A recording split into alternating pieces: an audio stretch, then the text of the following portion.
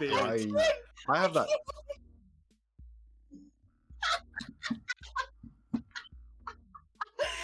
No! I have that scarred into my brain. Oh my god, that is the best we have ever been in our lives, and you blew it.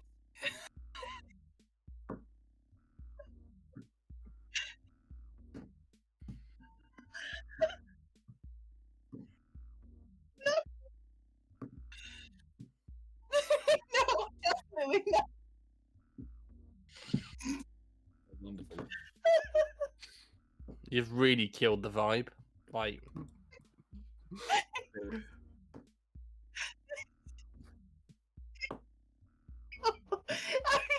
Take this as a sign, viewers, that we are actually a really funny bunch of people and not just a bunch of lunatics. Right, there we go. We are Now all of very- the sound bars are moving again.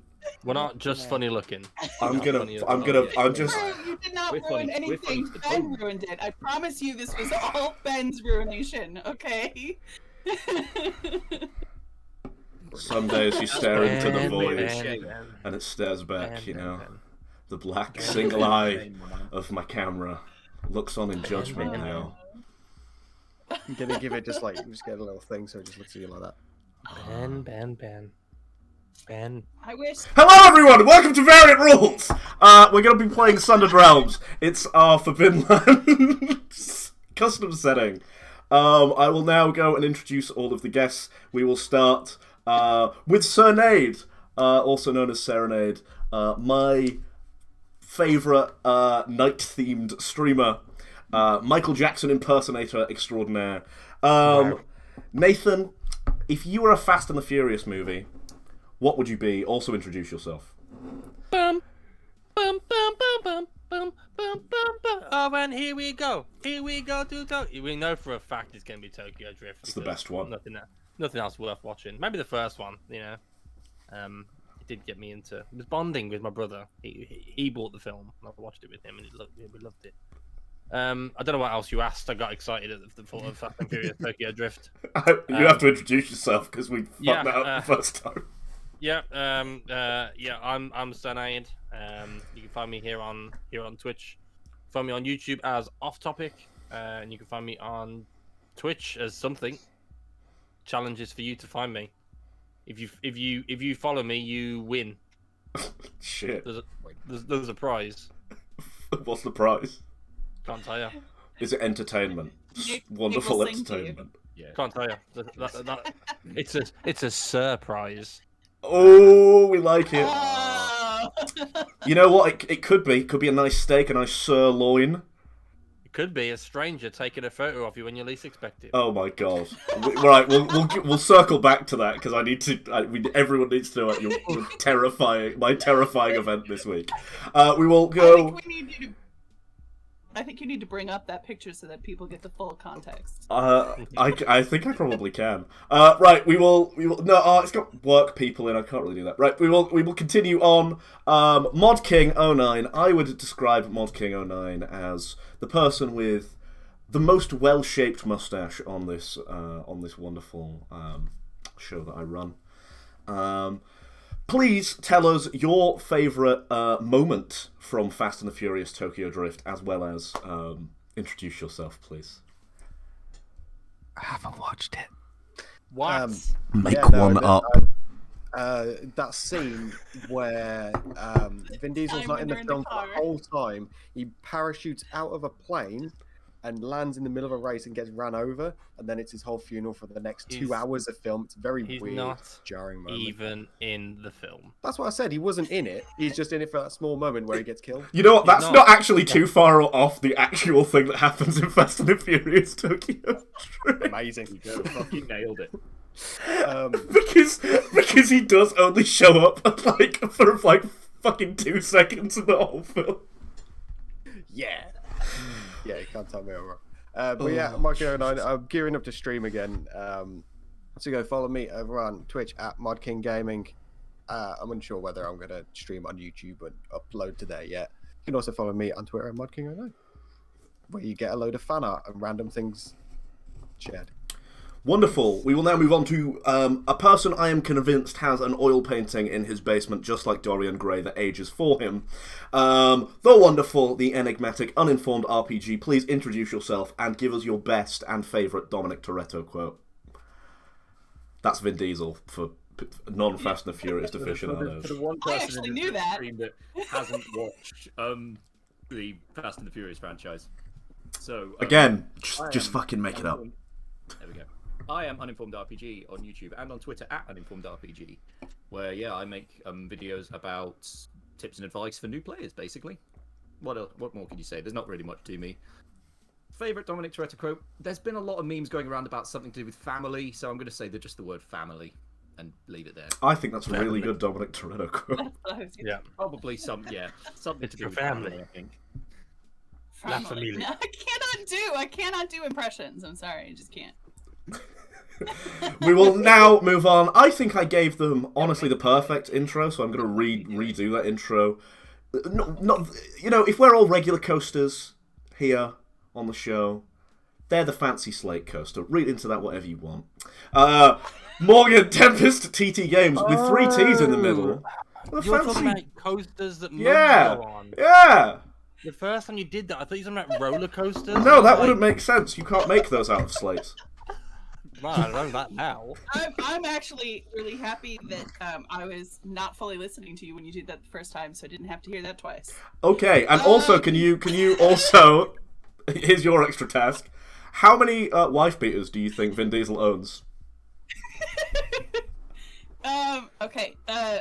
Hi, I'm Morgan, aka Tempest. And my pronouns are they and them, and I do TTRPG things on the internet, all under the name of Tempest TT Games with 3 T's in the middle, just like Ben said earlier. He did not have to figure that out after lots of convincing earlier on when you couldn't hear us talking.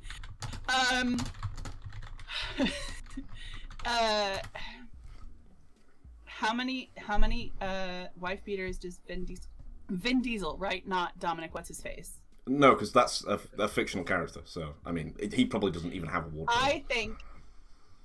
I think that Vin Diesel owns 2 wife beaters, one white one black one, and he does not wear them in public because he's embarrassed that he actually likes how he looks in a wife beater. Have you ever seen him in Because public? of Fast and the Furious. I'm pretty sure he exclusively wears wife beaters in most of the interviews I've seen him in. I honestly have no idea. I think he only owns 2 at a time, and he just burns them because he's so rich at the end of the day. That's what I think he's doing. Money. So we'll move on to the actual role-playing game part of this role-playing game show, I guess. If everyone down for that. I was having fun. So tonight we're playing Fast and the Furious, the role-playing. No, we're not. Tonight we're playing the Sundered Realms, which is our custom Forbidden Lands setting set on the dying world of Barris that has been splintered and sundered into fragments by a magical mishap that happened and basically blew the planet to pieces. In order to hold it together, a giant ritual was cast in order to bind the planet together in these giant chains, transmuting essentially all of the metal to hold it in place. A second spell needed to be cast to keep all the atmosphere in, and most of the world's magic was put in this giant magical barrier called the Maelstrom, which looks a little bit like what our overlay looks like, a big magic thunderstorm that's always red. Our characters are on the fragment, which is a large fragment of the planet that's sun-bleached. It's basically like a black sand desert where food and water is very scarce, and like despot sorcerers rule large swathes of land. Who wants to tell us what happened last week for an extra XP? We met Claret Moore. I did it last week for the week before, so I think someone else should do it. Okay. So, last week, we were approached by a woman with a particularly nice Irish accent, and she turned out to be a bit of a scam artist, and also maybe a chaotic loving idiot. We're still finding that out. But she thought she could entrap us by giving us some sources of hydration. I don't call it water because it's not water. It's some weird succulent based liquid Leaf that juice. performs hydration. Yeah, succulent leaf juice. Sure. I mean, I've Yummy. drank aloe juice. It's not great, so I can imagine what this tastes like. So this woman's name is Claret Moore. She calls herself the Pirate Queen, even though she doesn't even have a skiff or anything. She just has a sword, which apparently is the one thing she's actually definitely good at. Is swordplay. So anyway, we spent a good deal of time in a pub arguing about whether or not she actually had any claim over us and our abilities, which was an amusing little back and forth. And around the point where we assumed this was going to be, we were basically ruining Ben's game with all of the harassing his NPC. You fool! That was my game all along! He knows us too well. We went to we ironed out the agreement that we would kind of work for her. I don't think we quite fully admitted that like we owed her as much as she'd like to think that we owed her. I think that a deal was But, made for half the treasure and a trip to Anchor, right? I think so. Yeah, I think so. So we finally made a vague agreement, and then she took us to her what do you call it, clubhouse or whatever, to her bunkhouse, which was a terrible place full of hammocks and very messy and quite horrible. And oh, I forgot to mention, she was not at all ashamed of the fact that every crew she's ever captained, she insisted on being called the captain, has died. So yeah, we kind of expect that to be the way it goes. I'm sure we think we're all much more clever than her previous crews were. I'm sure every one of her crews thought that, though, so... Oh, yeah. But obviously it's the only rational explanation for why we think we can join on, and that's even remotely a smart thing to do. So yeah, she took us to a buddy's weapons shop, which she claimed that this person owed her, or she owed him. Either way, we were stealing his weapons. Yep. And we did. And that's what we did. And then we went back to the bunkhouse. Awesome. Yeah, that's pretty much it. The only thing to also point out there is Hoddle tried to steal someone's identity, successfully stole someone's identity, Yes. to get free stuff. And you also met the sovereign of the city, Eibor the Bold, who is this really large, powerful sorcerer.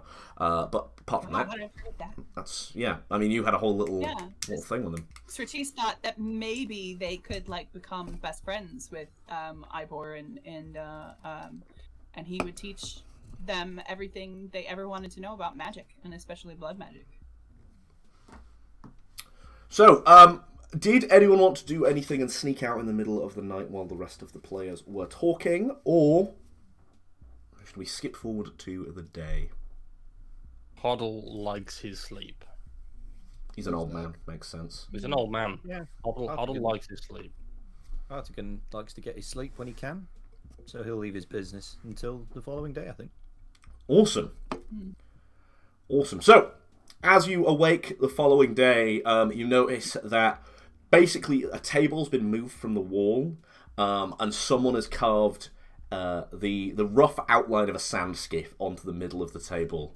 And you can see Claret Moore like digging through a bag of things. There's like pots made out of gourds and like pottery and stuff. But you can see that she's trying to like find objects that are kind of like this big to this big, and she's kind of arrayed a few of them by the side of her. And as you get up, she goes, "No, it's not finished yet. Don't look," and scoops up all of the tiny little. She's got like a thimble. She's got like a playing piece from like chess. She's got like a little shell, a shot glass, and puts them on the table. She seems to very methodically put them on the table, and she goes, "So, what do you think?" We selling these? No, it's a map of the Fey Dancer and we're gonna map out the guard routes. I've heard about one heist being pulled off, and they definitely said this is how you start planning it. Well, that's actually pretty smart. So smarter than them. I was just gonna run in there. So that's fair. I mean, I'm down to run in there. I've got a sword, so I will survive. So, you've not done a heist. I've stolen things, but it's not been a heist. It's more of a spur of the moment, you know. Jump on, kill the crew, take the skiff, kind of dealio. I wouldn't call that a heist. You know, this is a heist. You said you wanted to plan, so here we go. And she's like idly plucking a splinter out of her thumb from the table. I lie back down on whatever I was sleeping on and just cross my arms and close my eyes and just go, oh well, it's been a long enough life anyway. Yeah, so she's very like laying it out, and she's like, so as far as I know, well, actually, I don't know where any of the guard routes are, but I've seen at least 5 of them, and I think they've got an undead guard. I look at Tritis and you're right there, no one. A undead guard. I don't see many of them about.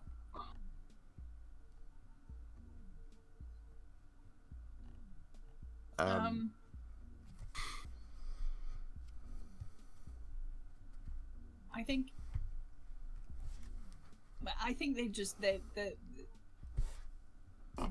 they're not going to say anything. They carry the general attitude that I'm carrying right now, which is extreme skepticism. But yeah, they're not ready to say anything about it yet. So I was thinking, what we do is we just run on the ship, we kill everyone, right, and then we sail the ship off, and then as the city guards chase us, we kill all of them, right, and then we just never return here. Thoughts? Big questions there. I have a different plan, and this. I hate to be that kind of gal, but that's not actually a question. I mean, you say that. I could just go kill myself now, rather than let these guys kill me later. Here's a better plan. Where we might actually be able to get away with this. 1 undead guard. That's unexpected. I have no idea where this accent's going. I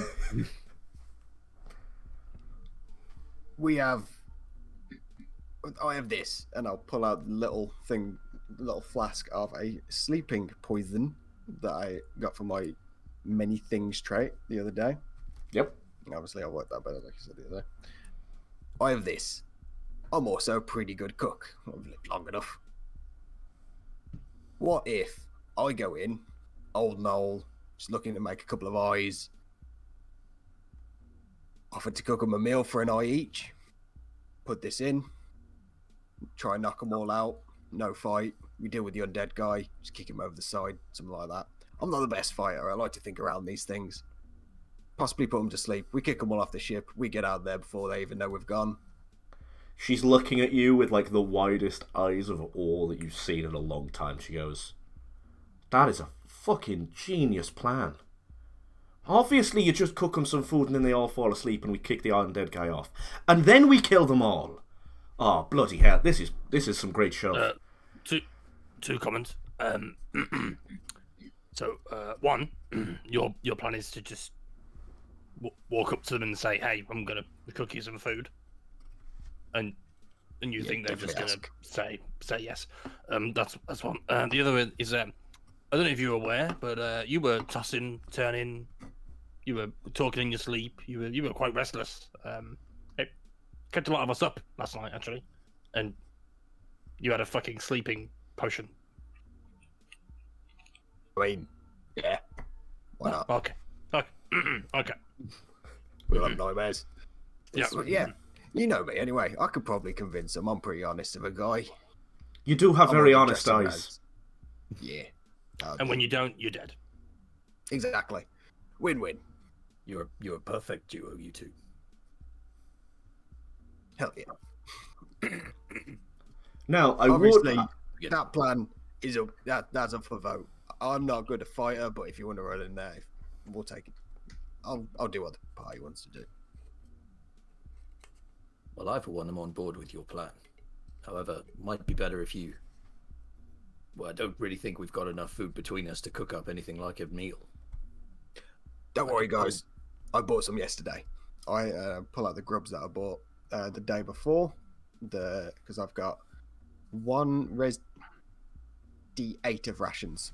Cool. Yeah. No, you've got basically how they're kept is in like a clay pot, but they're all like live, like big, like I don't know if you've seen like widgety grubs, like that kind of big white, and they're all like writhing around in this pot, and because of that, they keep for a very long time because they're actually alive. You just take one out and eat it when you're ready. Sweet. I then also say, well, I guess I've got some food that seems quite fitting for your plan. Nuts. Just I hold up my bag of nuts and berries. Yeah, yours is also nuts, berries, and then like dried worms, almost like the kind of stuff that you would feed to like a bird. You've basically got like bird food, but it's totally normal for like people on the fragments to eat it. I mean, I'm not expecting to cook them a big meal. I'm thinking more a snack for their work for the day. It's probably best we keep some for the journey. But I think obviously, I don't know how much Five Guys need to eat out of one D8. But I'll happily take what I can to help. Oh, and I've got this. And Claret like reaches under the table and puts like a bottle of wine on the table, and then like goes to uncork it and then goes, "Oh, actually, I don't." It's and then like just pulls it and there's like nothing in there. I thought I was going to offer you some wine to cook with, but we can go shopping. We're in the market, like it's easy enough. Some wine. Might not be a bad idea. Shopping. I think we've got everything we need for this plan to fail successfully. Same. I reckon we let's do. go out and get what we need for it to succeed. Well, we could go see, the fortune teller. She'd let us know beforehand if we're going to succeed. Do her fortunes always come true? The only ones that I've known not to come true are when she told someone they were going to win a fight and then they died. But then they couldn't get their money back anyway, so it's not really a problem for them. Claret, is this the same fortune teller whose husband you robbed yesterday? Again, I'm not even sure we technically robbed him. He might have owed me some money, or I owed him some. So, I mean, it's 50-50 at this point. Well, 50-50 aren't really odds that I'm prepared to trifle with. Maybe it would be best if some of us go and see her. Maybe not you. Oh, I can tell you where she is. I'm fine not going. She kind of creeps me out. I've seen her turn her eyes into that of an eagle. Have you now? It was fucking weird. I'll tell you that for free. Question about that. Her eyes turned into eagle eyes, or her eyes turned into eagles? How'd they fit in her head? Well, they kind of both turned into eagles and then clawed their way out of her head and then flew away and then she had regular eyes again. It was fucking nuts. It's weird. I fucking thought that would make you. Had you been drinking that day?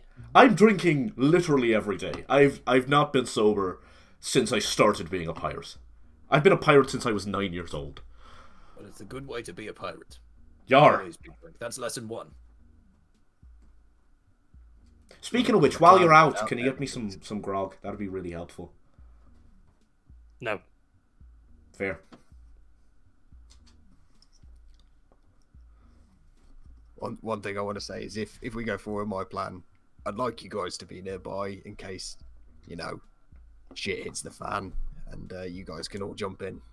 Look, I'm going to be honest. The only attractive part about your plan was the fact that we were far away from it.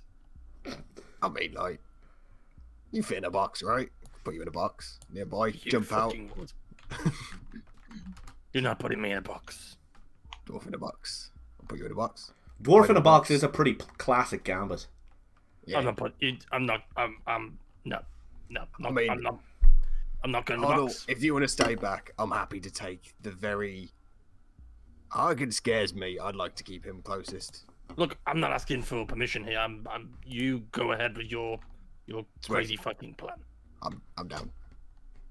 Worst comes to worst, I lose an arm. It's fine. Yeah. Question? What are we gonna do if they don't want the food we offer? Stab him to death.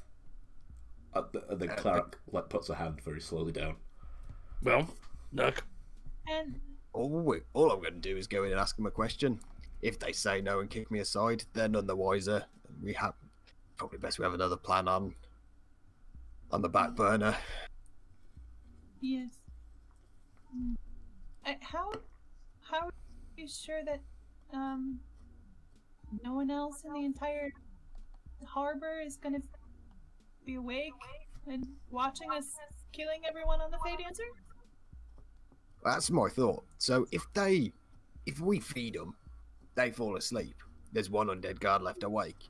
We run in, one guy to deal with, let the ship go. As we're sailing off, we kick the sleeping bodies off the side of the ship. Then we're not technically killing anyone. Everyone else sees them have a nap. We run on and we're out of there before anyone knows what's anyone's business.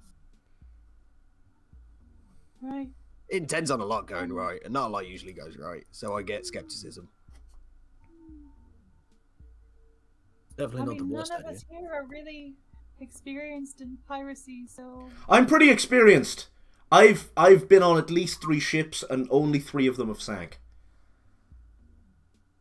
I've been on more than 3 ships actually, but a lot of them burned, which I wouldn't classify as sinking.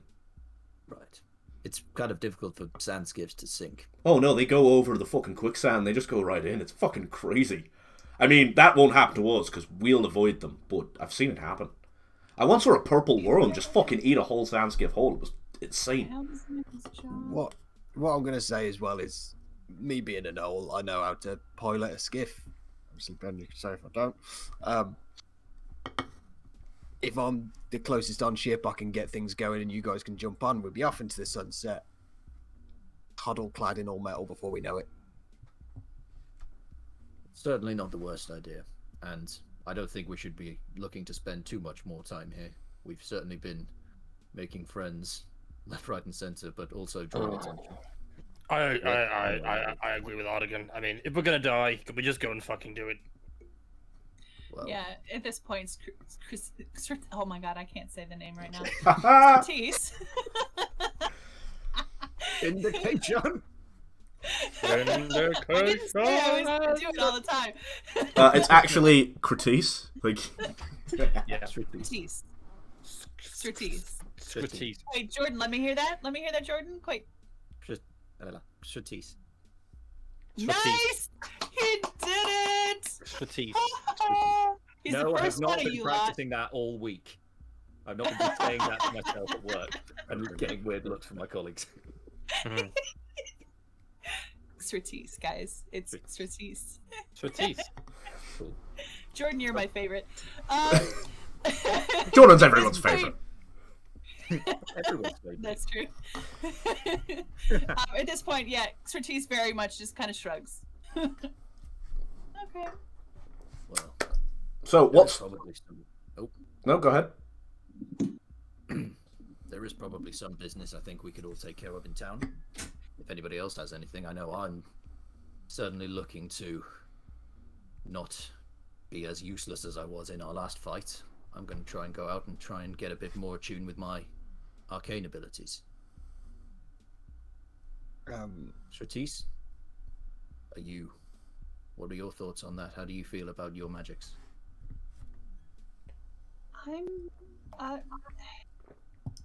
Thing is, I only know so much, so I don't think that I'm really gonna be of a tremendous amount of use, to be fair.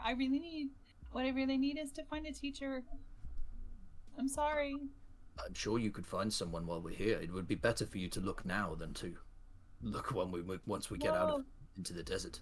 I think if we can manage that first, then I could probably definitely be of some help. Probably. Well, why don't I come out and help you look? Okay. Look, you know I'm not a big fan of all this hocus pocus and maelstrom nonsense, but it sounds like the teller person might be a good shout. Maybe. Maybe she'd know someone. He's right. Who knew he had the brain like that?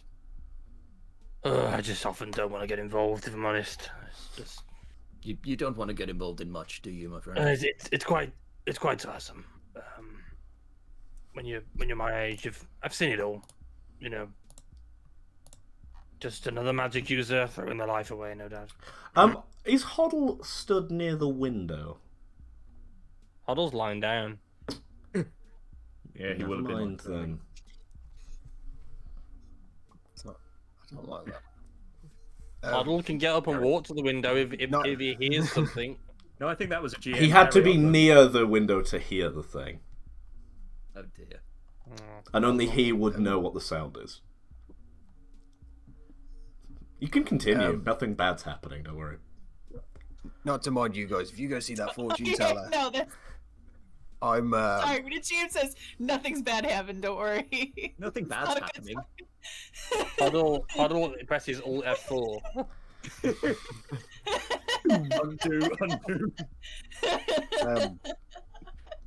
Whilst you guys go see the fortune teller, I'm gonna make myself about town and give myself the look of someone who's in need of a bit of coin, just so I can get the lay of the lands, and then meet back here before we do the deed. Could Huddle, would you mind coming with us, and so that maybe you could guard the door in case this fortune teller's husband shows up and tries to murder us, or brings the guard down on us, or any number of bad things that I'm sure our captain has instigated. I don't instigate anything. Things just happen to me that are necessarily my fault. But that's fine. I'm going to stay here because I've just remembered I do have a spare bottle of wine. I'm not for cooking, though. Sure. So, guard a magic door. Anyone got any better plans for me today? Any takers? Just a regular door, Huddle. Any better offers? No. Okay. Look at me. I guess that's what we're doing. Awesome. So, you're leaving straight for the fortune teller, and where were you going, Nurk? You're just... I'm sort of gonna.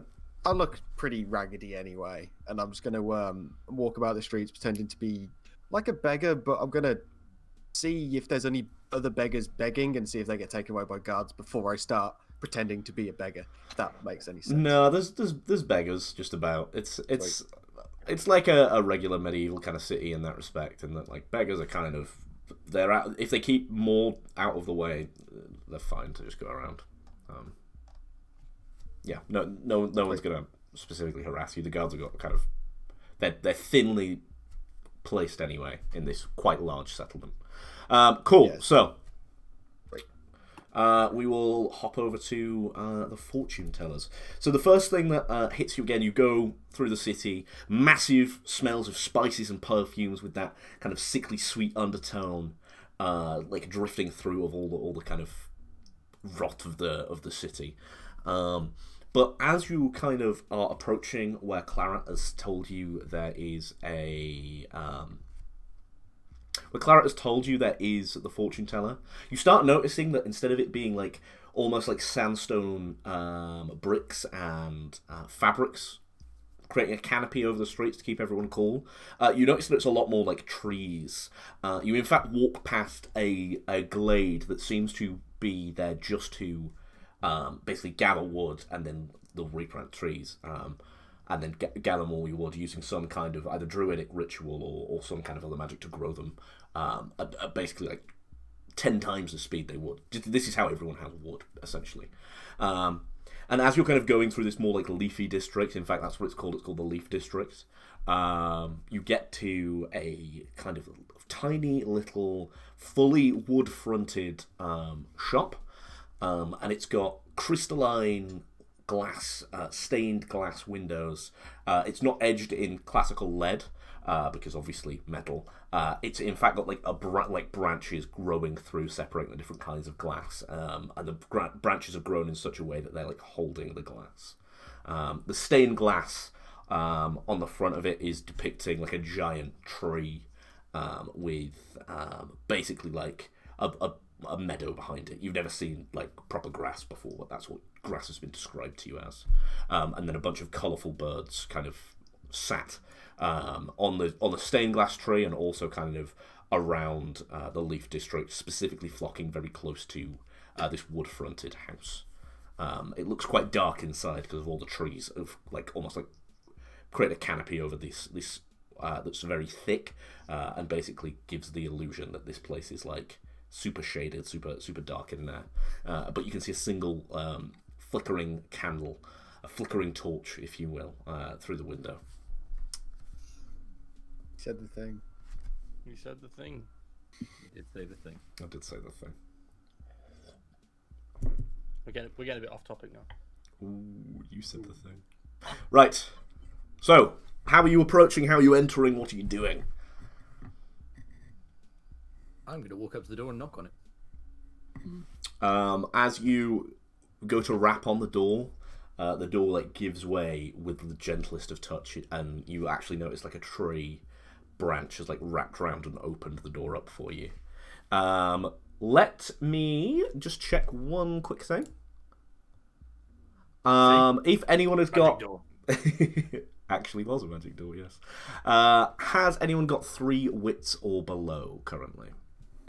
Yeah, I have my full wits, which is 5. Oh, 3 wits or below? Yes. Yes, I have 2 wits. Morgan? I'm at 5. Awesome. So you guys feel like a sudden surge of something hit you as the door opens. Hoddle specifically, you would describe your current emotional state as the timidity of a sparrow. So interpret that in any way you want, but you feel as timid as a sparrow. But yeah, Okay. you 2 other people. Those of us who have more than 3? No, less. Just Right, Nathan okay. has failed and feels the timidity of a sparrow. You 2 just feel like a kind of wash over you of something. So I'm just gonna wait here. You guys go in. I'll just You okay, Huddle? yeah. Yeah. Suddenly, like one of the birds from atop the building like flatters down like next to Hoddle. I leap backwards. No, it's okay. Just it's just a bird. Everyone now starts hearing kind of like unnatural but like inviting kind of siren-esque song creeping from the building. Because I'm kind of like not. Yeah, I'll do the song. No, you don't have to do the song. I'm starting with the man in the mirror. Jesus fucking Christ. I'm asking him to change It's kind of more like nicer Gregorian chanting, but like kind of inviting. I've got. It's definitely a woman's voice, if that helps. Best I can do. Okay. Anyway, it's an enchanting siren song beckoning you in the building. I'm already inside. Awesome. Yeah, I know. I've left Huddle. Sorry, I've got like Huddle in a Snow White Sleeping Beauty situation going on here with the birds and the singing. Yeah, I've left Huddle practicing his scales on the path and just gone inside the building. Am I like Are we willed to go in by the music? You don't have to, but you specifically feel like safer, perhaps, if you followed the music. There's not so many birds outside. So those 2 go in first, and when I'm left on my own, I sort of look around and Another bird like flatters. I'm locked in an eye staring competition with the bird, and then when it flaps, I scurry off inside. As you scurry off inside, very slowly, the branch that was holding the door open closes the door behind you. As it starts to do it, I start to try and go the other way again. I'm like, no, actually, bad idea. It's a bad idea. But it closes. I'm not fucking So basically what you see is a single flickering torch on a table. The whole rest of the place is dark apart from light cascading through that stained glass window, giving everything this kind of like multifaceted glow. And it's almost as if that light's now rippling and flickering, coming on in the inside. You see like strung up, almost like bunting, a bunch of different divination things. Stuff like tarot cards, almost like flags on bunting. You see a bunch of like dowsing rods hung up on another one, a bunch of kind of fortune-telling memorabilia, and then a lady sat behind a table with a hood up, and kind of a purple cloth face covering, which you can see has like a big like it's supposed to look like a tiger's maw, but it's like not. It's not like photorealistic. It's like stitched in. And she sat there with one hand that you can't see that's maybe under the table, and another hand like playing with some scrying bones. And when she looks up at you, you see that she's got kind of like piercing, almost purple blue eyes.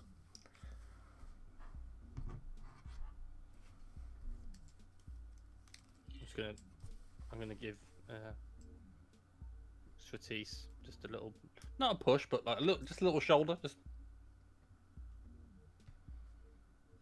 I think Stratis is gonna like sort of lean over to Artigan and be like, I don't think this is the one that I need, but I mean, you might.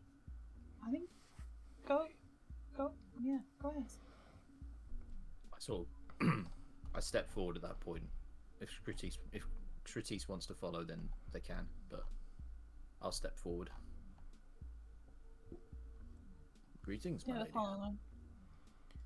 Hello, my child. She's not really looking at you specifically. She just seems to be looking at where the door is with her eyes. You seem to have been expecting visitors today. Well, a fortune teller always knows when visitors are coming. It is part of the profession. You hear like a cawing of a bird off in the distance. It sounds like it's inside the building and like 10 meters back, but the building ends just behind her. Ma'am, you'd think if you knew you had visitors coming, you'd put on a spread, some tea. Would you drink tea if I offered it? No. Gives Huddle a look. Yeah, No. I look up. Well then, you certainly are you certainly are an accomplished fortune teller, from what I've heard. However, I do not believe that is all that you are. Am I right?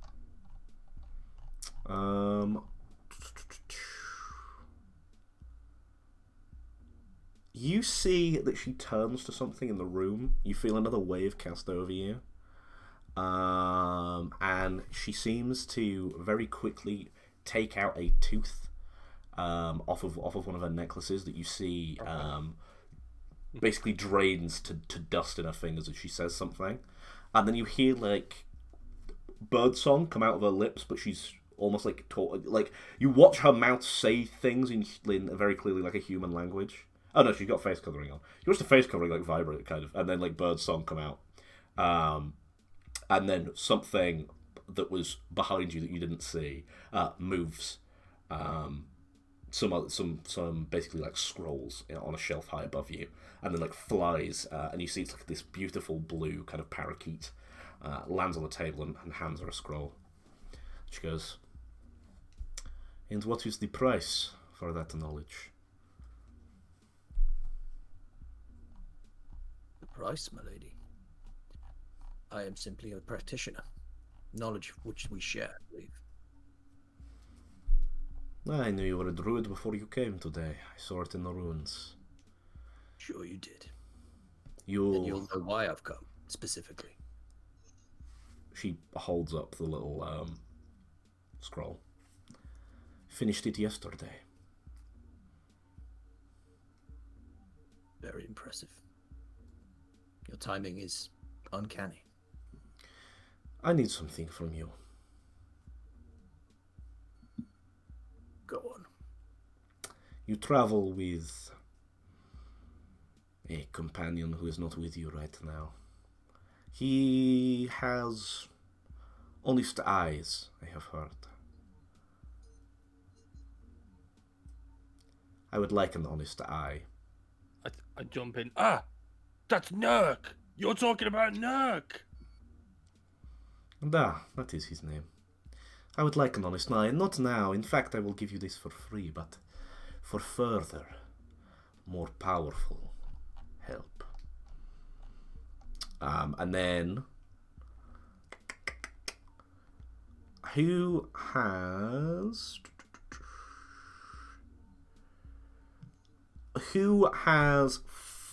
Oh, you've both got 5 wits, haven't you? Yes. Never mind, I'm not going to cast that. This is Jordan doing this, by the way, not Artigan. Yeah, that's fine. Huddle Well, scale. you wouldn't know how many wits you've got. She would, because she's a fortune teller. She casts a spell very quickly. You notice the parakeet that's on the table. Its life essence seems to drain out of it slightly, and its wings grey slightly, as she moves with unnatural speed straight up to Artigan and holds out the scroll.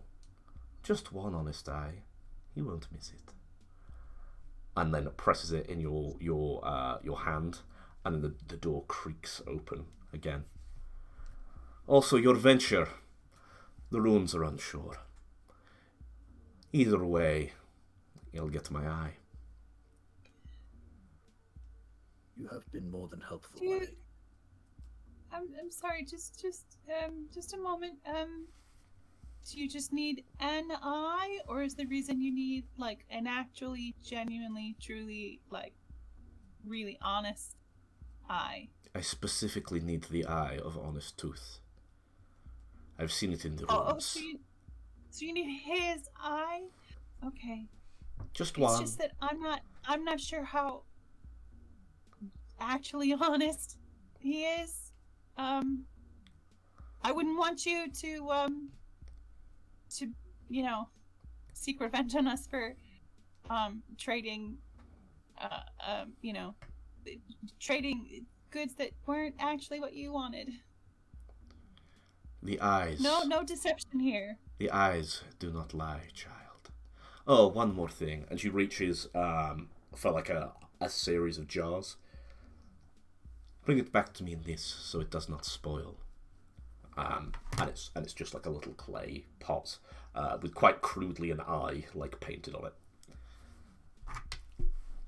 Take it wordlessly. Right. Okay. I'm sorry. Am I fucking missing something here? You give us a you give us a scroll, and you've asked for my friend's eye, and it points at Artigan now. And you said she's been fucking helpful. Did I miss something? And how did you get there? You were there. I mean, she gave Forgive him my- the scroll for free. Forgive my friend. Words are not his strong point. She out of looks- character question, Yep. Would Artigan know of any spells within druidic magic that require an eye as a component? So it's not a common spell that you think she's trying to cast. So all the spells that you have access to in the book are very quick, like things that you can just cast, right?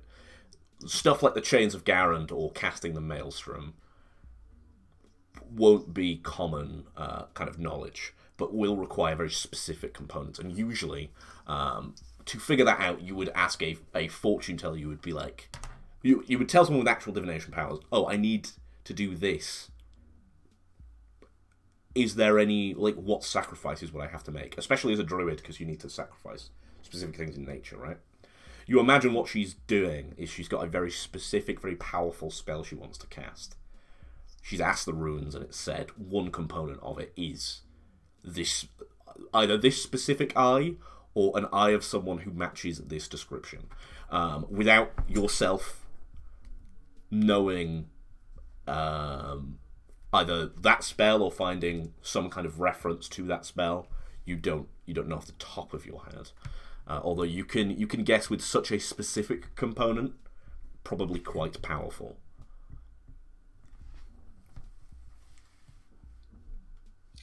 Can I do an insight check on this woman? I want to know whether or not her intentions to us are in our favor or not. Go roll me an insight check. I will require 2 insight because she's kind of in her element and most of her face is kind of covered. So Fucking glad I didn't come to this then.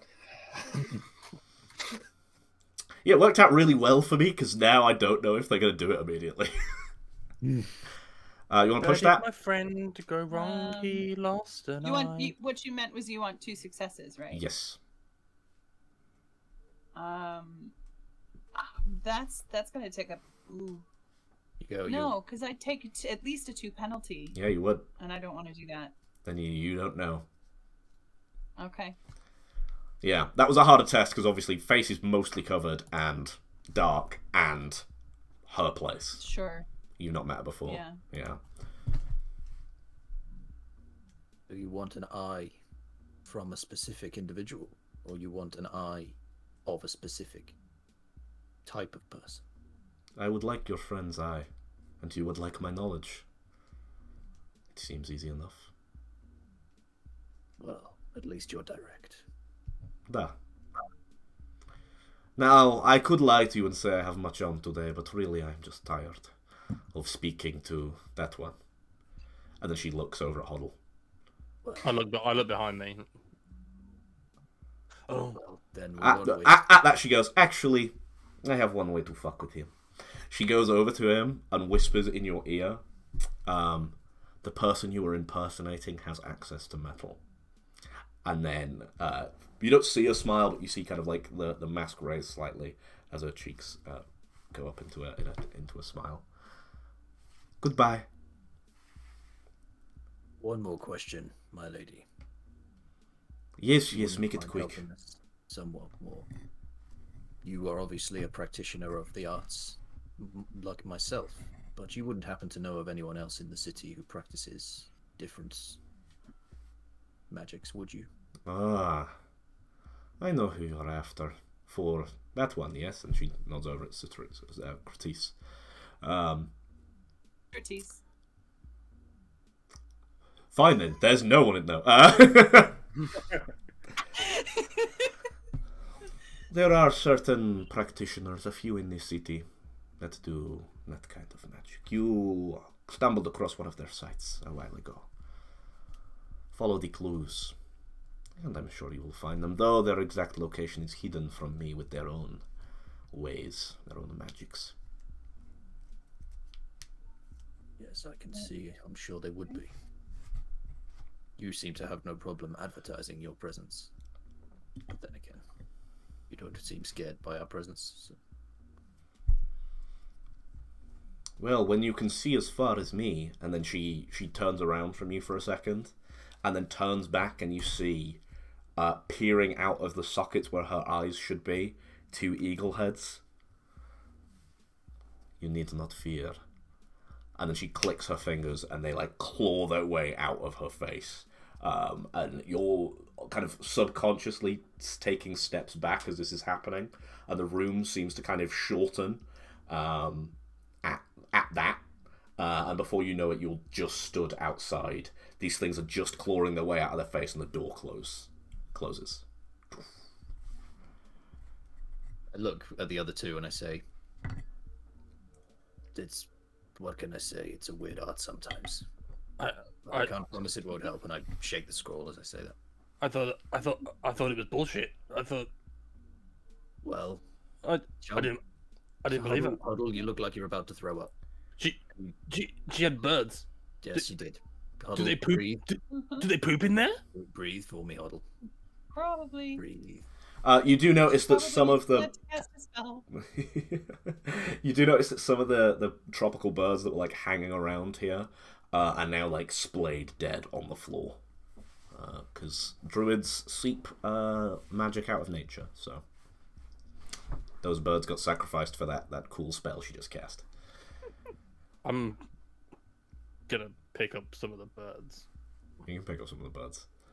Free Like, meat. as many as I can. I'm gonna Did you take eat one them? as well, just because it might be. There's like 4 birds, so Hoddle can pick up 3. You can have 1. Are you gonna, I'm are you gonna gonna have roast some ferrets on a spit and have I'm dinner? gonna have. Is it just in Maybe like? that's what we'll feed the fate answer.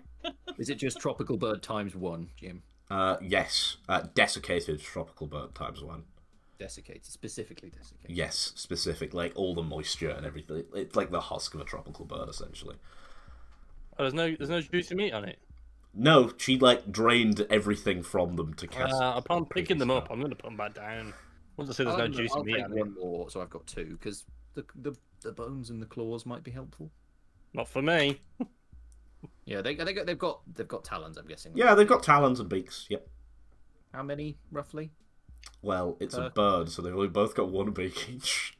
No, how many claws on the feet? We'll say that a few of them are damaged if they're using them as spell components, so you can have 3 ones that all work for spell components. I like to think that Xertis, the blood mage, thinks this is really disgusting. He's really upset by. Yeah, well, you channel the maelstrom. You don't seep the life force out of other beings in order to cast the magic. That would be a fucked thing to do. I feel so uncomfy right most now. of my spells involve pricking my finger, right? Speaking of which, Never mind why the don't ones we head... I'll do later. Well, now that we've got some help for me, why don't we look see if we can get some help for you? Let's head back to the market, hook up with Kud. We're gonna have to leave town. You have to go back to the altar, I think. I mean, it makes sense. I think I saw something in the market that would point us in a more slightly closer to home direction. I'll show you. Okay. Follow me. Awesome. As we walk, I'll read the scroll as we walk. Cool. So reading the scroll, it's like basically magical instructions. As you read it, it kind of transfers from the paper. Like every time you read a word, the word kind of seeps away and disappears. And you're basically bestowed with druidic knowledge. So you can count that this scroll as your teacher for 1 level up. As you're being like, magically taught. Yes. Can I? This might sound like a weird question, but can I keep? Is the parchment still good afterwards? Right. Yeah, it's just parchment. Yeah, you can. I'm just gonna hang on to that just in case. That's fine. Yeah. So, Nurk, as you're walking around the city streets begging, you hear an unmistakable jingle jangle of metal. And you can see a dwarf is stood there next to the guard from yesterday with a thick carapace armor, and you can see he's got 2 beard rings in that kind of clink together. You see he's obviously very heavily armed because he's with the carapace knight from last time he was guarding Ybor. And you can see him just going about buying flasks of oil. He buys a couple tools, some raw like bone materials, some really expensive wood, and basically he's got like a Krilly helper who's like holding all this stuff, who he's like idly chatting with about like basically like weaponsmithing, and he's also talking a little bit about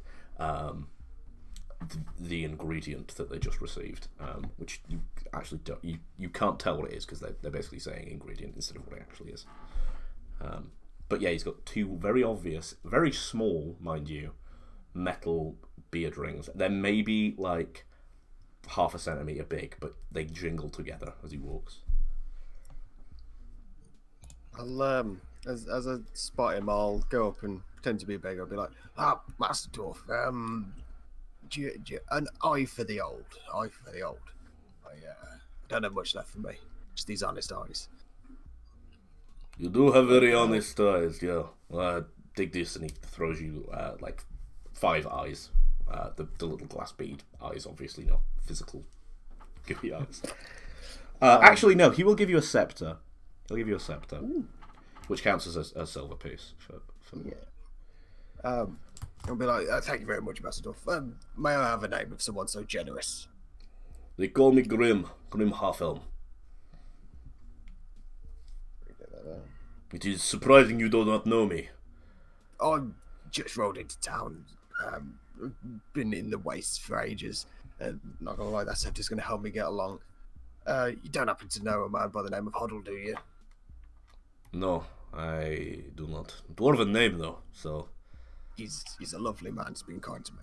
Thank you very much, sir. And I'll walk away. Yeah. Awesome. Yeah, he continues to go out his day, and then they basically start getting walked back towards the crumbled keep, where you assume is where Idle's main stronghold is. And at this point, after you've kind of had that interaction, you've begged. We'll say that you've got maybe like 5 more eyes from the whole begging situation. Yeah, the party rejoin you in the square. How are you all doing? How was the trip? Managed to get what you want out again? Real Very fucked up. much so. It was very productive. We're not quite done yet, though. We need some help for our companion here. Sweet. I'll happily join Something you in the along. market? Yeah. So, can I take Stratis to roughly the area where last week I spotted the stall? Not directly up to it, but like from a distance, so I can point it out. The stall where I spotted the designs. Yes. Similar to Yeah. saw on the road. Yeah, so it's basically like almost like a camping supply store, and it's got a bunch of like wooden stakes that you would like, if you're going off one of the main paths in the Black Sands, you would put a stake down, a piece of rope between the stakes, so you can basically find your way back to the road. It's got a bunch of very plain ones, and then it's got some more ornate ones. Specifically, it's got the black, super intricately carved ones that you saw that led you from the altar to the road. It's got a few of those. But they all look hand carved, so whoever is making these is making them here. It's not like a mass manufactured thing. I point it out from a distance, and I'll go, I think they might be able to help you in the same way that woman just helped me. Maybe it would be best if you approach them alone. I'll be here if you need any help, but they might not take kindly to my presence. It's okay. Stratis is very uncomfortable at the idea of going there by themselves. I'll literally be behind you. I just feel like they might be more susceptible to helping you if you went there by yourself. This is a time for you. You have to embrace this power on your own. I can't help you with what your powers are. I'm not going to be far away. I promise. I will be. I just shoot Hoddle a side look. And I look Stratis in the eyes again. Stratis is like literally nearly tearing up. This is okay. Okay. I don't think Stratis has tear and sort ducts, of being a take- Krilly. Okay, if Acrylic could cry, they would look very close to it. Whatever the Krilly equivalent of crying. I guess your eyes are just like vaguely shimmering. Your weird bug eyes are just like vaguely shimmering. Super anime. I like put my So hand this on their is shoulder. The Twilight equivalent of. Yeah. Yeah. Okay. I like put my hand right. on their shoulder and just. It's okay. Don't worry. So they take a couple steps, like literally backwards, like still looking at Artigan, hoping that maybe he'll change his mind. And when he doesn't, they slump down and they dejectedly walk over to the stall, to the kiosk. Hello, how can I help you? We have many wares here. Camping stakes. You want crampons? What can I help you with? Anything here for sale, apart from stuff in back that's on order. The camping stakes. We got oak. We got bone. What? Which you want? This is made out of rib. I could use some. I sell you these ones. They're made of rib. They're very good. They point to the ones that look like the ones that they saw, and No, stuff in back for order, not for sale. They're very special. Oh, I ran across some people outside of town who had these, and they said they really recommended them. Well, you can order them. They have to be specially made. You see and he like picks one up and he like puts it to show his fine craftswork. He's like, the screaming faces that go down, they look like they're in terror. Have to be like, oh god.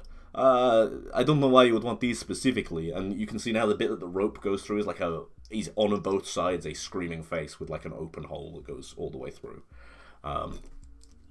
They're just so distinctive. No, you would never lose your specific stakes with these. You'll also scare small children. Do you know what's funny is they told me to meet up with them later, but I forgot to write down their names. I'm kind of stupid. You Give me a manipulation roll. Yeah, I figured it was going in that direction. Give me a manipulation roll. Oh, cool. This isn't going to be great. I guess we're all stood back a bit and watching this utter car crash, yeah? Yep. Yeah. How dare you, sir? I got one success. Goes, you're after Master Kyber. Yes. I can tell you where he lives. He hasn't come to pick these up, though, yet. If you could tell him to come and pick up his order. I can take them to him. Do you want me to take them to him? He kind of looks around and he's like, do you have payment? Oh, how much? Well, I think and he's like counting them like in a big basket. Like, 6 scepters. 6. I mean, I've fucking seen these And things. they say this really loudly, as loudly as they can muster. 6 scepters.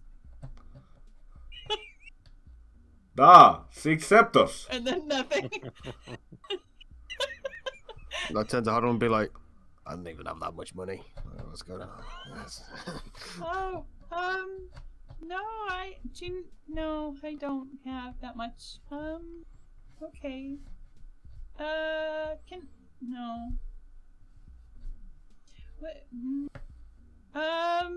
What if I gave you, like a collateral for deposit?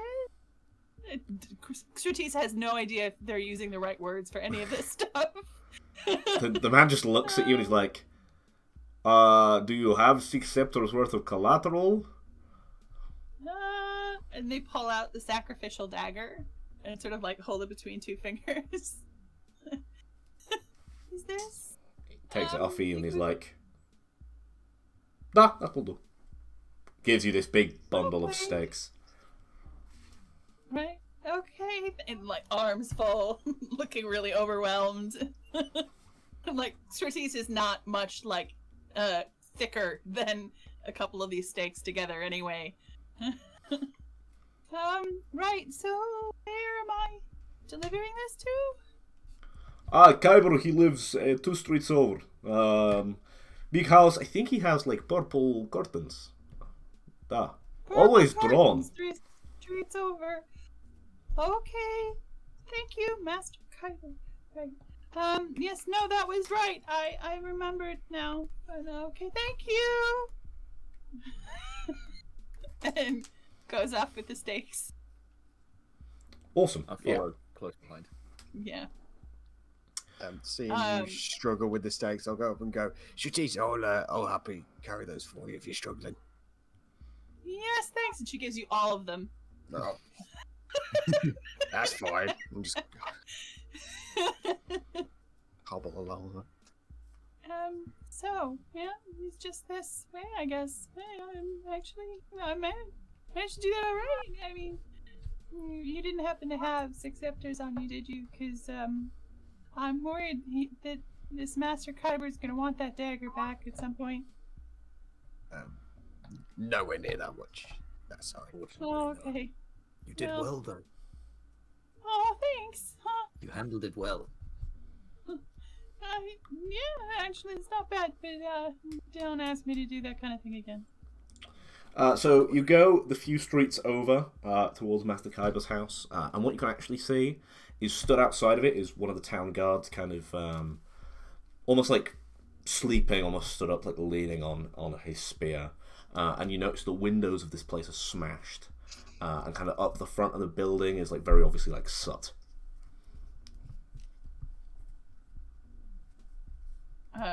And so Surtees will walk up to the step in front of the door and then look at Artigan.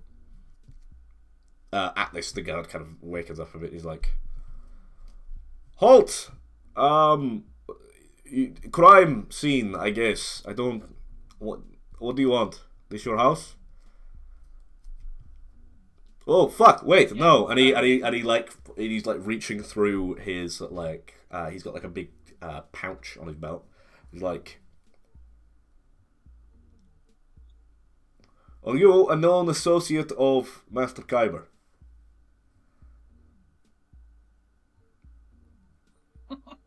Is he addressing anyone in particular? Fucking Critice, who tried to walk up the stairs. Surtees. Critique. I imagine we all turn to look at Surtees. Fuck. It is literally the emotion on their face right now. Fuck. I can't see anything. You're behind a bunch of sticks. We have a delivery. I've never met Master. What was he called? I've never met him again before. I guess you don't have to roll manipulation. You actually haven't ever met him. It's like, oh, thank God, I do not want to arrest someone. I'm so fucking close to the end of my shift. Whew. What happened to Master? What's he called? Well, you see, first things first, someone came in and tried to kill him, and then they saw him fleeing in the city in the middle of the night. But It wasn't by any chance a young Irish lass? no, it wasn't. What's in Ireland? What's in Irish? It's a far place from here. Far place. She No, Tipari. How does she use Tipari? Like a pirate. Pirate lady person. we don't know who tried to kill him. She likes to brandish the sword. Oh, you mean Claret Moore? Yes, that one. Oh no, I think she was already arrested this morning. Oh. Okay. Wait, before we cut up. On those words, it's hard to get a bit like, oh. No, like 2 hours ago. Did we expect anything less? Are you friends with Claret? No, Friends is a strong word. No, We never have met it had before. dealings with them. When you say that, when you say friends is a strong word, he kind of does. He basically does kind of like a this motion, like almost like a sewing in the air, and you know that's a vestige of the Weaver religion. The people don't really practice anymore, but they still do like the sign. It's kind of like when certain types of people go past graveyards, they'll do that. He just does like a very quick like weave, and he goes, "Good luck with that." She gets out in probably by nighttime. All she did was stab someone in the card game. It's fine. No, That's just that. Sounds like an Right everyday then. sort of thing for her. anyway. So you're saying that. So, Oh, God. this Master Kyber, you've got no idea where he went? I mean, I've got a delivery. It's kind of expensive stuff, and it's one of a kind, and Well, you see, there's a reason we're actually looking for him. We found out he was a blood sorcerer. And you know Ybor. Oh! Ding. What? Steps back. What? Wow! You never know about some people. Part of a big cult. They were going to overthrow Ybor.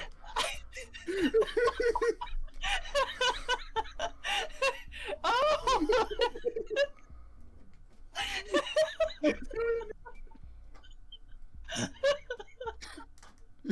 You know, he didn't even check himself in at the dock when he arrived in the city.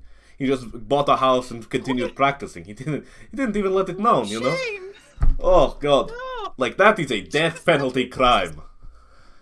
Wow. You seem to know quite a lot, my friend. Well, yes, I have to enforce the law, you know? You see, what he was doing was he was going outside of the city in order to not trigger any of the warding stones. Otherwise, we'd have caught him much sooner. Stones. Warding stones.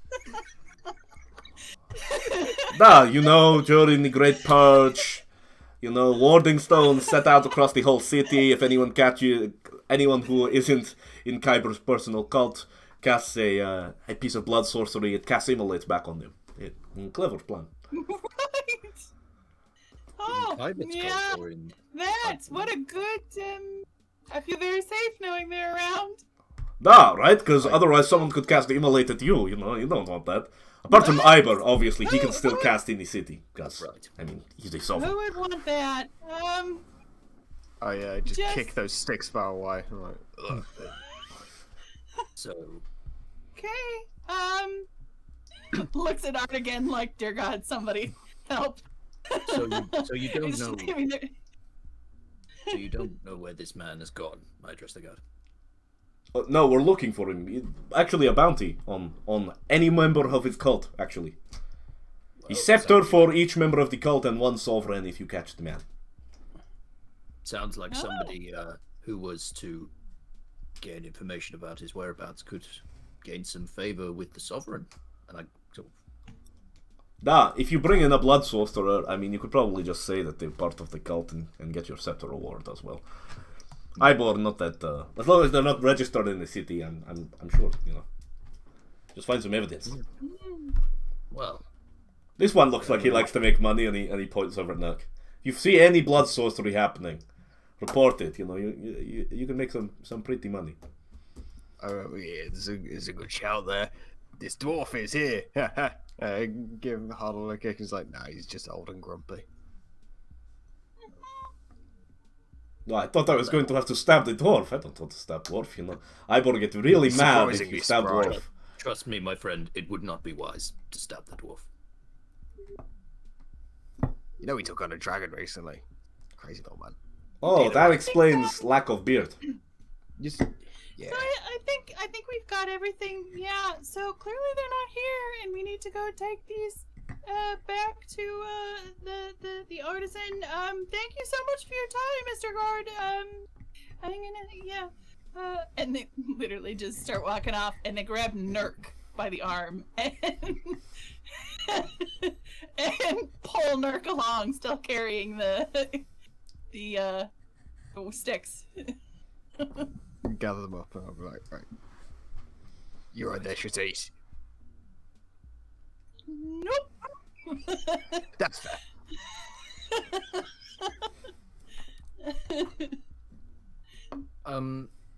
From this point, I want to just ask. I'll say this out of character. So, I want to try and go off and see if I can like forage up some extra supplies. If Water you're probably gonna have to pay for, but food you can forage for. yeah, so I want that's specifically what I'm looking for, just to try and get some headway on. I'm thinking Cool. Nurk's plan might be more viable now. So specifically forage allows me to gather vegetables, but I don't know how common vegetables are. So No, you can get veggies. That's fine. They have veggies. So what you'll be doing is basically like going around, and they won't be like necessarily like carrots and stuff. You'll be able to find like gourds and stuff like that. But if you're foraging within the city, right? Well, just what I can find wherever I can go. If there's any Cool. like, You like in more some areas. kind of the. You'll mostly find stuff in the Leaf District, but basically because of the roots of the trees and stuff, they like, and it's all magically grown stuff. You might be able to find stuff. Give me a forage roll. Cool. I get a +1 to that because I have herbalist. Let me just remind myself what the thing does. I don't think you can push this roll because it's got a mishap table. I think it's a survival, isn't it? Foraging, I believe, is a survival. Yes. I think you can. Can you push mishap to rules? I think if you you've can. got a mishap table, you can't, because otherwise you would never get the mishap table happening. I seem to remember that being a thing, but I mean, Right, just give me a second. because I think it's kind of like magic, you know, because magic you just do the one roll. So you do get your vegetables. Let me find the fucking foraging mishap table, which will be somewhere.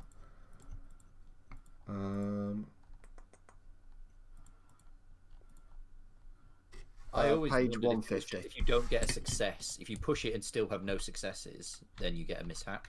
Oh, is that the case? I think that might be the If case. you're running out of provisions, you can spend a quarter day looking for drinkable water. You can hike that.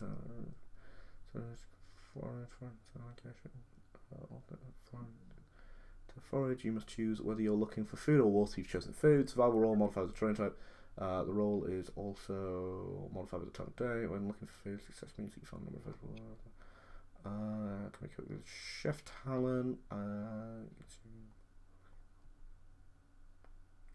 Yeah, if your foraging roll fails, you don't find any food or water, and you suffer a mishap. So it's just if you forage but don't get any successes. Awesome. Well, you've got success, so you don't suffer a mishap. I might just push it to see if I can get anything more, because it might be helpful to have. If you'll allow that. I feel like I read somewhere that it doesn't make sense that you can push these, but I'm not sure if it was for because it's something to do with camping as well. You shouldn't be able to push. Like say what like I'll Let's say no, because if you only get a mishap when you fail, then pushing gives you no risk. No fair. I'll just take the Seem warning fair? then. Yeah, you gather a number of they look like roots of ginger, but you can cook them into food. I also don't have anything to drink at this point because I paid my tax with my drinkable thing. I don't know if anybody really thinks that's of any particular concern at the moment since You I thirsty? had my drink only a day ago. What does it take? 3 days before you are thirsty? I think it's if you don't drink water for a day, you get the thirsty thing. I'm not entirely sure. I've got a succulent. We can try and share depending on how lucky we are. I'm gonna go thirsty.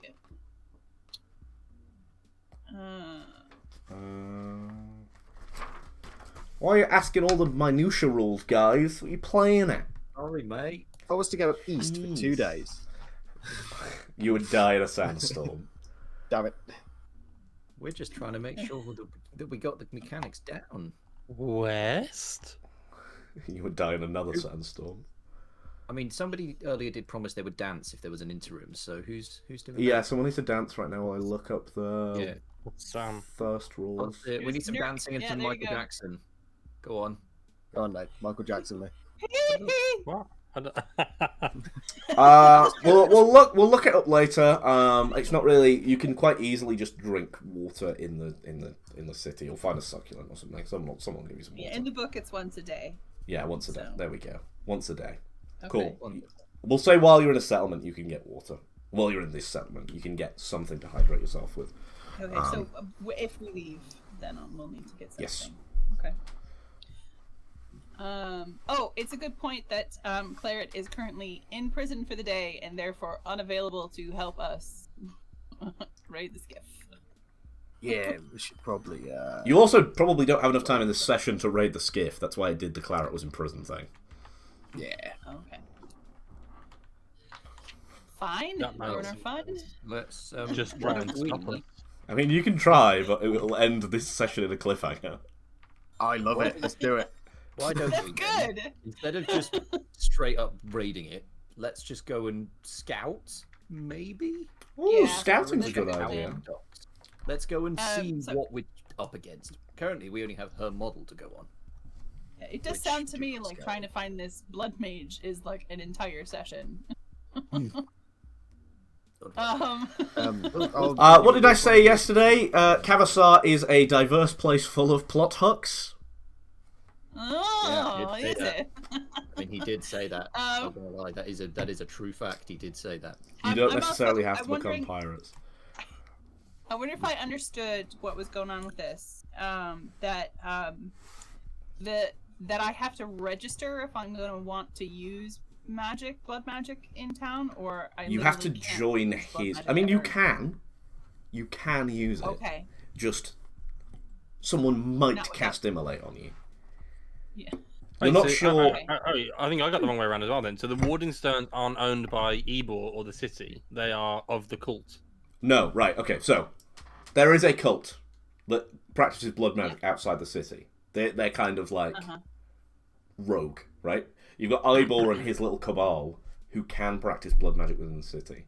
Everyone else has to just register that they're in the city, but they're still not allowed to cast in the city because blood magic is mostly hurt other people. It would be like, just allowing people to own firearms for no fucking reason. My plan just keeps So going I down. could potentially, join Ibor's cabal Potential. and then be allowed to use it. Potential. Oh my god. Again, Cavassar is a wonderful diverse city full of plot hooks. Is it? Yeah. Imagine that. Does anyone else heard that? Heard a rumor. No, Have you heard about this place called first Cavassar? time. What? I've been about this place called Plot Hook. I don't know. Take me Diverse down place to full of Cavassar City. Where the grass is green and the plot hooks are plenty.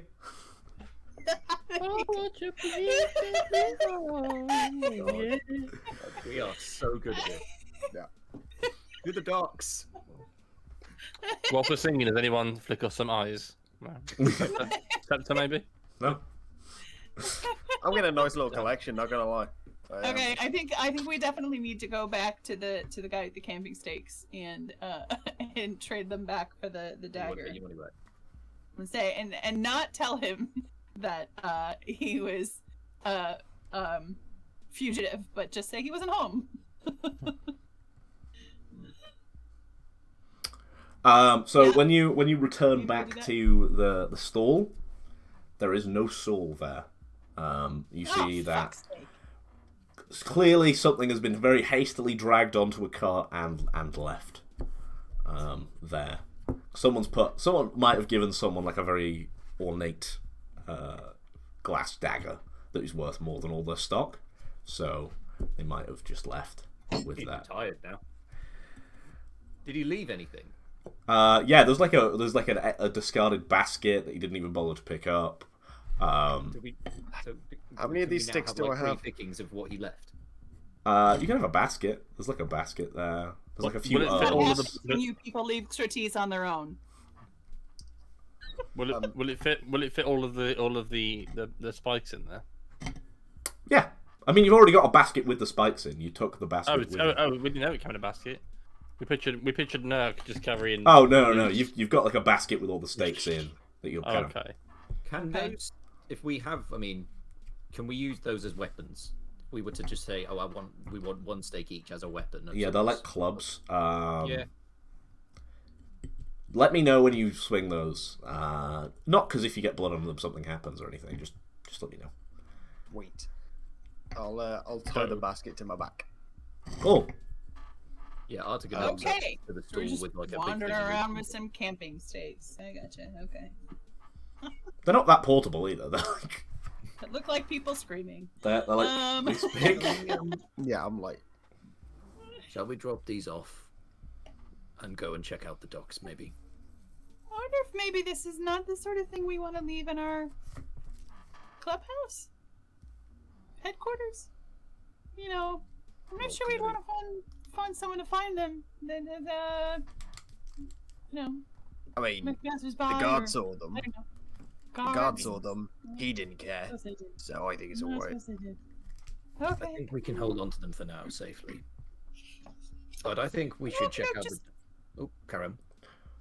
just maybe put something on top of them. I don't know. Just in case something Nurk, tells me.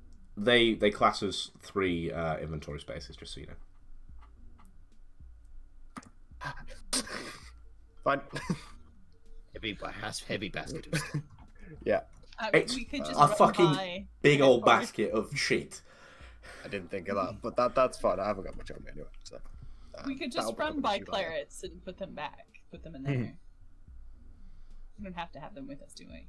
I've got a basket over my shoulder with sticks in it. I look full hobo. I'm ready to scout. Let's do it. Okay, let's do it.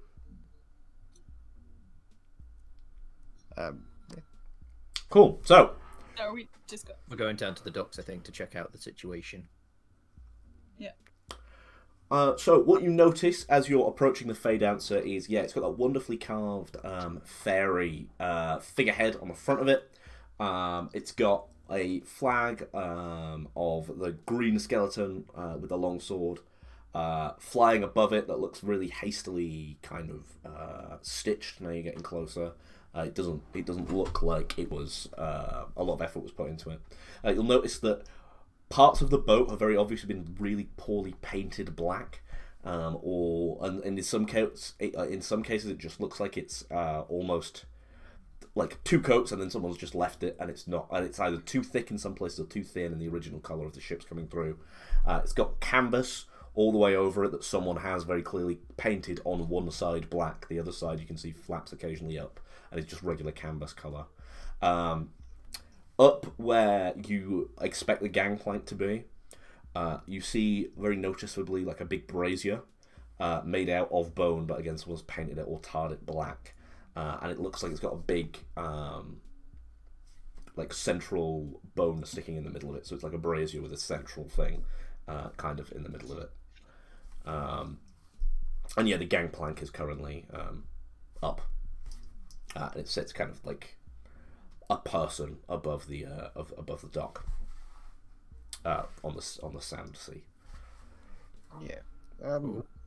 Can I, using my ability to hide as a hobo, which I just gathered in the last 10 seconds of my basket, I just want to sort of do the same thing, pretend to be a beggar walking about.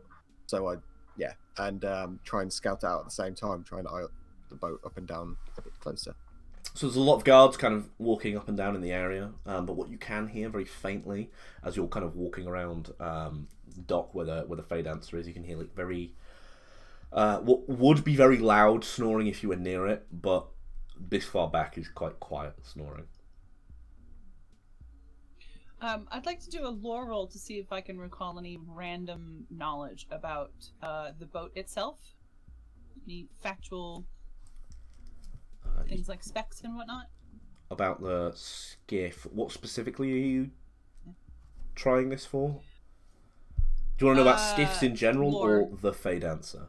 Yeah, skiffs in general, and see if there's. I'm wondering if there's any random facts that I have stuck in my noggin.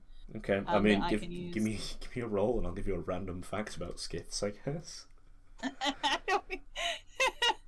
Okay, so what kind of stuff would I want to know about a skiff that might help us plan You've given me very little direction with that question. I'm not asking you. I'm asking everyone else. Is this? Help me out here. See if you can remember the design of the type of. I don't know. How does I guess what compartments does it have? What? Are Is there there any way in that's not Yeah. just the gangplank? Yeah, are there other ways on the ship? How many people would it take to sail this skiff? How much is this skiff worth on a scale of a good skiff? Where does it sit? So, with one Okay, success, I'll give you some of your answers. It's not a good skiff. It's not the cheapest thing you could buy. It's not like a fishing skiff, but it's very obviously like maybe like a really, really cheap merchant kind of thing. It's merchant and not military because it doesn't have kind of shielding. Because usually they have like big crossbows on. This does have a big ballista on it, but it doesn't have like 4 like on the sides, and it doesn't have a big one. It just has one big one at the front. You can tell that this was very obviously not its intended color, and someone's like done a very cheap job of trying to make this look scarier. What else would you know? Cinnabar's fleet, the legendary Dread Fleet. One success. Anyone else want to give me a lore roll? I can give you a lore roll. And I'll tell you more about Cinnabar's fleet. I can give you a wits roll because I don't actually have lore, but I can give you a straight wits roll. Yeah, oh, do that. You got more wits than me. I might push that, see if I can get anything. Oh, just the 2 successes then, but I'll take a wits damage. Cool. Cinnabar's fleet was actually originally stolen from the navy of the Lovers, who are sovereigns that were basically 2 sovereigns who rule the same area. You can't recall what the area used to be called, but you know that the classic ballad is about Cinnabar stole the Lovers' fleet. But their love isn't fleeting, so it goes something like that. Good rhyme. Also, Good there was rhyme. a sip redeem. Sorry? I already sipped. There was a sip redeem. I'd already sipped for Okay. I think I missed it when it came out. That's fine. Bit sad I read it as simp. Fucking idiot. Right. Yeah, so you know that Cinnabar's fleet was the Dread fleet of the Dread pirate Cinnabar was apparently stolen from the navy of the Lovers. Him having a merchant vessel would be either him falling massively from grace, or him needing such a big crew, like having such a big fleet now that he's stealing shittier ships, or these guys aren't really what they say they are, or a number of reasons. But the classic Dreadlord fleet is supposed to be like naval vessels. Do I see that undead guard walking about? That You pirate don't. said about? No. I head back to the group. But there, hold up. I can't move. And I'll go up and go, I think they're bullshitting. I don't think they're part of Cinnabar's fleet. I reckon it's just to make sure they don't get ganked on the way from settlement to settlement. I reckon their undead guard's probably a guy painted up. That certainly would Someone's- be it. If you're an undead guard, you don't need sleep, right? You'd keep them out on show so no one steals your shit. He's not there. Most definitely. Should we wait until Claret's out? She'll be back at us in the night, more than likely. We can have a nice kip, steal some of her stuff, and then offer them breakfast in the morning. See if our plan works. Mm. Doesn't sound like Sure. a bad idea. Oh, Huddle. Yeah, I think Surtees is going to remain silent. What's with that? Which I think you've learned No. at this point that Surtees remaining silent basically means keep going, and if I don't, if I need you to stop, I'll stop you. Yeah. You'll say if you don't agree, but if you're silent, it will be a. Yeah. I Whatever. met a lovely dwarf earlier, Huddle. Yeah. His name's Grim Halfelm. You ever heard of him? Grim Halfelm. Grim Lovely fella. Halfelm. Had metal in his beard. Metal in his beard. If I had faster hands, I'd have probably tried to nab one for you, you know. But Trying to nab them. Mike Wazowski. I'm stroking my Bird as I'm doing my singed beard, I'm like pulling bits of hair out of it. Huddle. Yeah. Yeah. Sorry, did someone ask a So question? you've been standing there doing that for like 2 minutes. yeah, What was the question? wouldn't know if you knew him. Seems like an interesting fella. Do I know him? At this point, I've heard the name since we've been here. Yep, I've heard the name. That's fair. If we ever have the opportunity to steal his metal, you want to do it, team? That sounds like a grand idea. Clasp. Yeah. Grand. Jake. Maybe after we figure out this blood magic. It's like the version of whispering, blood magic thing. Seems Oh, all of these places pulling you in multiple directions. It's almost like Cavasar is a lovely, diverse city full of plugs. And I can see it with full 20/20 vision. God, would that town crier shut up already? Look, You Yep. you asked me a question. It's only right. I'll be allowed to ask you one. Go on. Can I have your eye? It's all in use right now, Huddle. What's that? No, it isn't. Just turn away. You're not going to give it to an old bastard like you have had to give it up. Yeah, you fuck it. Wonderful. These eyes have got me places. No, come in, president. So, I guess you're sat kind of watching the skiff as the sun goes down and Claretmore is released, and kind of while she's telling you about the bar fight she got in, you notice like a flickering green glow coming from the Fey Dancer. And as you turn, you now see the Undead Guard. A skull, breastplate, and then the rest of him is made up of green flame, and he stood just in front of the gangplank. As the gangplank is lowered, and 4 crew members kind of hasten their way out. They're dressed in kind of cheap-looking clothes, but they're all... They're definitely like tough looking people, but they're not necessarily like wealthy, intelligent looking people. But they leave the gangplank where it is as their undead guard, their flaming undead guard stands sentry, and that is where we'll leave it for today, everyone. Bam, bam, Bum, bum, bum. Just to clarify something, you said there was that bone brazier and there was something in the center of it, like there was a central piece to that. Yeah, Bone I did, brazier. yeah. So, let's do shout outs and goodbyes from everyone. So we will go. No, experience first. Oh shit, we will do experience first. I almost got you. You sons of guns. We'll do experience first. So, did you participate in the session? You all did. So Yes. take an XP, please. Yay. Did you travel through at least one hex of the game map? You didn't. Did you discover a new adventure site? You didn't. Did you defeat a new monster? You didn't. Did you find any treasure, 1 gold or more? You didn't. You in fact traded your treasure away. Did you build a functioning stronghold? You didn't. What? Did you activate your pride? No one did? Oh, I forgot that. I forgot the implication that it being a piece of treasure meant that it was over 1 gold. Someone's trying to take my pride. Did anyone suffer from their dark secret today?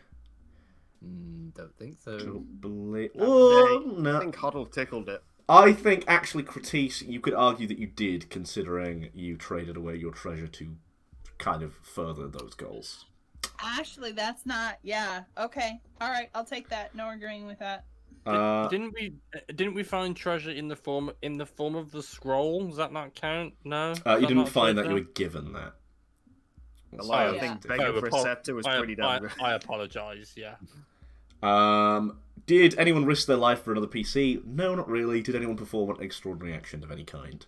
Not really. You just yeah. went and talked to a bunch of people. Scratisse, We say it was a shopping episode. fought through their anxiety and low self-esteem to go and speak to a shopkeeper. That, in my opinion, is quite extraordinary. Great. Well, I hate to break to you, Nathan, but it doesn't matter about your opinion, it matters about mine, and that was... It's not like Satrice battled through their anxiety and grabbed the guy by the shirt, threw him down, and were like, "Listen here, you motherfucker! I want to know where this motherfucker is." They kind of had a conversation, which for them is a big character development moment, but it wasn't exactly extraordinary. They didn't like jump from one sand skiff to the other, like swashbuckling. They didn't cast a powerful magical ritual. They just had a little bit of a chat. All right. That's fine. Next If session you're- is gonna if be you're done learning session, I'm explaining telling you. how inadequate my character is. Alright, right. Oh no! Wonderful character moment. I really enjoyed the character moment. Ben However, himself, extraordinary.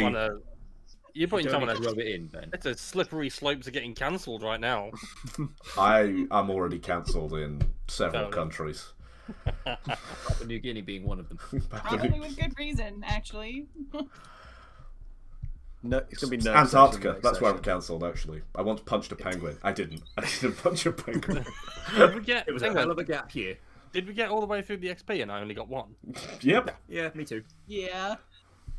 We didn't do much this It time. was an investigation up. session. I gave up my fucking evening for this. Oh, you and have a. all I've got to show for it is 1 XP. The best part is it's the XP for showing up.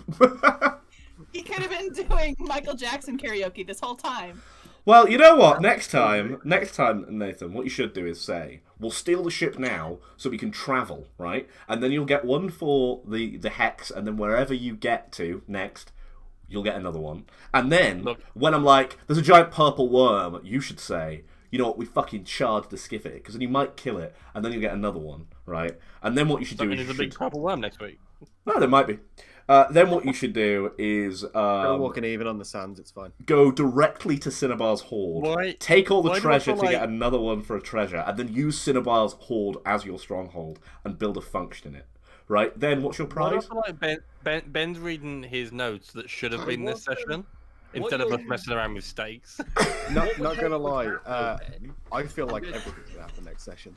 what like would that. actually help with that traveling element, Ben, is if Kazavar wasn't such a diverse location full of plot hooks, we'd actually want to leave. So that's kind of a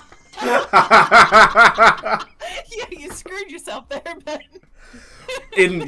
Sadly, as a GM, I couldn't help myself but make Cavasar such a diverse location full of so many plot hooks. I'm going to murder a town crier. But you know what this is really gonna drive sales of when we finish the season and I release this as a campaign setting. Think about all the people who want to explore Cavasar, for it is a diverse location full of interesting plot hooks. They have that on a sign as you enter the I town. rule for a vote of no confidence. I gotta say, this feels a bit more like a sandbox campaign than a tight 10 session. You know Doesn't we're know gonna what it steal is. that ship next session, and all shit's gonna hit the fan. Basically- jump off the boat because he sees a glimmer in the sand.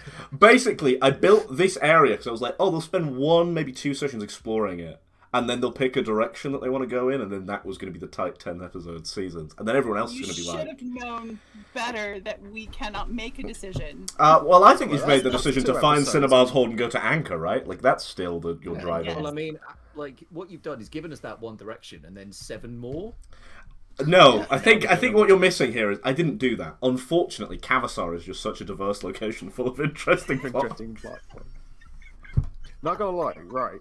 I've never felt more uncomfortable as a player not being somewhere when your eyes are being used as bargaining chips. When I hate eyes being taken out and like things to do with eyes anyway, and also it being to the player that Nurk himself finds the most unnerving because of like just them in general, and that entirely is like, oh no, in my body, and like. Oh, Is that- nightmares is as a that- player. what's that? Me as a GM. What's that? Me as a GM incentivizing you to fight each other. Well, I would never do that. And we have been Variant Rules. Love I it. hope you enjoyed. We this have. show. Yeah, I love it. Right, we'll do sign offs. I feel like we do need to discuss whether or not that's a veil or a line. I love it. We can take out all your Getting teeth instead. cancelled. I'm already cancelled in Antarctica. I punched a polar bear. Head north. Believe it or not, we do have safety tools set up in this We game. do. No one said eyes, so I thought eyes were pretty fair game. Yeah, no, it's fair game. I find it unnerving, which is even better. Like The didn't scene think wasn't I could supposed to be move my rainbows and phone in that sunshine, you know? Her own eyes were replaced with eagles at the end. great though. Everything about That was that. I really enjoyed perfect. that description though. Very cinematic that moment. Yeah, I made me mean, quite the hungry. whole eagles from your eyes thing is fucking absurd, but There's a spell I called need to Eagle ask Eye, something. and I just thought, I know we're still on stream, and we normally have this conversation afterwards. But did my description of hey, did she have the eyes of the eagle or actual eagle eyes, play into that description of actually, fucking eagles for? oh yeah, no, you Oh, definitely said, did she? And I was like, that would be so fucked up if just fucking birds crawled out of her face. Yeah, she did that, That's obviously. Yeah, fuck the druid magic. I like it. I like it. Awesome. So, right, sign-offs, finally, we'll get to them. We will go first with Slate Coaster themselves. Morgan, please sign off. Let people know where you can come from. Slate I'm coaster. a marble coaster. Thank you very much. Ooh. Oh, there we go. With the gold plates, bitches. Oh my! My Is that your sign off? Yeah, I'm done. Logs off. Hi, I'm Morgan, aka Tempest. My pronouns are they and them. You can find me all over the internet talking about TTRPGs and all sorts of things. That's Twitch and Twitter. And as Tempest TT Games with 3 T's in the middle. Awesome. We will jump down to the most informed, uninformed RPG person I know, and that's the uninformed RPG, who is in fact quite The informed. only uninformed RPG person you know, I think. I don't know. I know some people who are uninformed about general things. Please give your sign off and say goodbye. Lovely. I'm Jordan. I'm Uninformed RPG on YouTube and on Twitter at Uninformed RPG, where I like to share my limited wisdom with the infinite masses, because sometimes a newbie's advice is the best advice. And I have a new video out. It's been out since Monday, and it's the third of my 3-part series of Blades in the Dark, where I do my favourite mechanics. It's up there. Go check it out, please, because it's really good. Awesome. Have you seen it yet, guys? I started watching. I actually haven't. I was just thinking that I'm going to go and watch it, and I'll hit subscribe as well, and I'll hit the bell. Well, I would very much appreciate it. But that's I me. already have, but I mean, it's I just- have subscribed. I just mostly ignore YouTube these days, so. Okay. I thought you were about to But say I'll you go must watch it ignore me. later, I promise. But no, I will watch it, and I want to watch it. I'm in the first half of it. I was doing the washing up and watching it, and then I was like, "Holy shit, it's late," and then ran over to here to do Premium, this. like if you've got I some thought- dishes to wash, just stick some uninformed RPG on in the background. It's pretty I great. thought you were saying you were in the first half of the video washing dishes. I was like, you've not solved this. I'll be honest. No, I was washing dishes, watching. Whatever. Hijack the sign-offs. Mod King, please give your sign off. Bye. I'm Mikey09. Go follow me on Mikey09 at twitter.modking.com. I'm sleepy. And Modking Gaming over on Twitch. And Hi, Sleepy. I'm Nade. hi there. Also, I'm going to be uploading art. That's a thing I'm going to be doing soon on my art station. So if you go follow me on Modking09, I'll be uploading some stuff there from the last year. Now that I have Promise. internet connection. Is it the Yeah, that one is I it did the other day. is it the oil portrait of Jordan that ages for him? Is that what you're uploading? Yeah. I'm supposed to know about that. I'll send it in when he hits like 250. It's only about 2 years ago, right? So yeah. You don't know how old I am. Yeah. No Thanks. one No. Oh fuck. And finally, the surriest Nade I've ever met. So Nade, please give your sign. I don't want to take this opportunity to promote my own social medias. I want to take this time to raise awareness. We're living in pretty difficult times right now.